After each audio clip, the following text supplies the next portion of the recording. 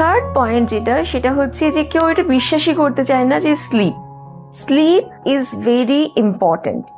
Consolidation, যে কোনো টপিকের কনসলিডেশনের জন্য স্লিপ ইজ ভেরি ইম্পর্টেন্ট। ঠিক আছে, যত তুমি ভালো করে ঘুমাবে, it will improve your retention ability.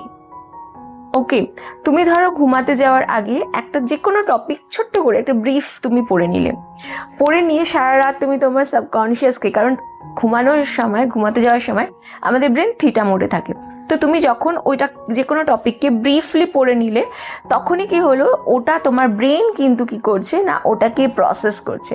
পরের দিন তুমি যখন উঠবে বা তুমি দেখবে জিনিসটা না একদম খুব মানে একদম পিকচার পারফেক্ট টাইপ হয়ে গেছে, তোমার জিনিসটা প্রত্যেকটা জিনিস খুব ভালো রকমভাবে মনে থাকছে। তাই প্রপারলি রেস্ট নেওয়াটাও ভীষণ ইম্পর্টেন্ট।